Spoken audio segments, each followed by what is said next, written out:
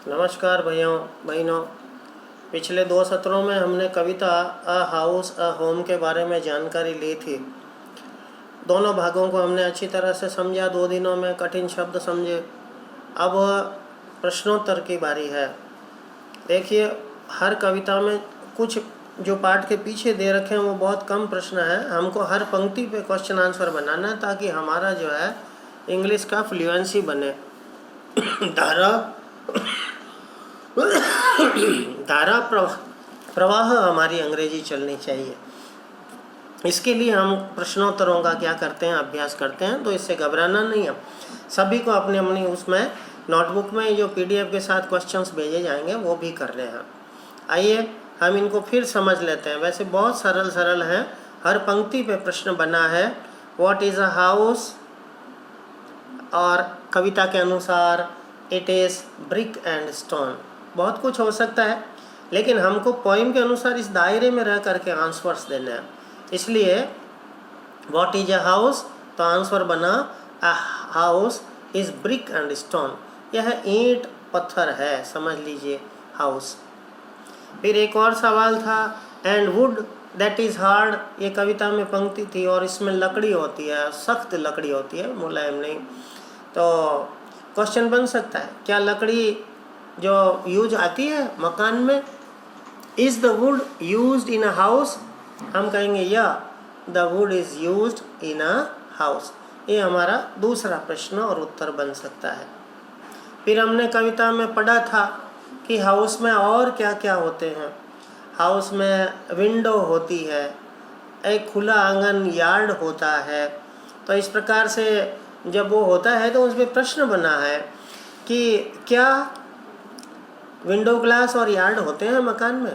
Question बना, are there window glass and yard also. Answer लिखेंगे, yes there are window glass and yard too. हाँ, मकान में window glass भी होता है और यार्ड भी होता है। फिर क्वेश्चन नंबर 4 पे चर्चा करते हैं। What do you mean by eaves. इसमें लिखा था मकान में ईव्स होते हैं, चिमनीज होती हैं। तो ये ईव्स क्या होता है, तो ईव्स ओरियाँ, हमने इसका अर्थ लिखा था। ओरी छोटे छोटे जो कमरे होते हैं उनका संदर्भ यहाँ पर है, उसके लिए ईव्स आया हुआ है। तो what do you mean by eaves, the eaves are same as very small rooms. छोटे छोटे कक्ष हैं, वो ओरी के हिसाब से उनको जो है इंगित कर सकते हैं हम लोग। What kind of floors are there? आंगन कैसे होते हैं हाउस में, ये हमने पढ़ा था पंक्ति में, कविता में, कि there are tile floors in the house। तो आंसर बना सीधा सीधा, What kind of floors are there? There are tile floors in the house। और क्या क्या देखते हैं, What more do we see in a house?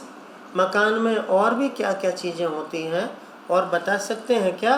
तो कविता में हमने पढ़ा था केवल स्टोन, केवल ब्रिक्स ऐसा होगा, ऐसा नहीं है।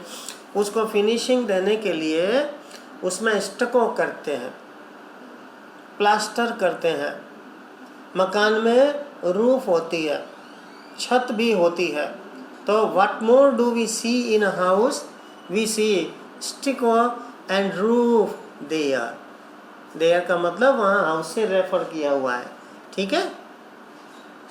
तो सवाल नंबर 6, what more do we see in a house, we see stucco and roof there, ऐसे बना सकते हैं। फिर बहुत सारी दरवाज़ों का भी जिक्र उसमें किया हुआ है। तो क्वेश्चन बना, how many doors are there. कितने द्वार होते हैं, कितने सारे दरवाजे होते हैं वहाँ पर। तो उन्होंने कविता में लिखा है, there are lots of doors in a house.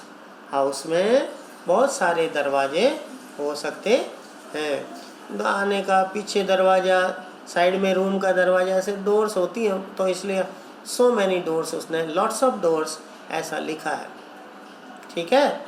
फिर आइए अपोजिट पे। इसमें एक पंक्ति थी, वुड यूज आती है, और वो वुड कैसी होती है, हार्ड होती है ना।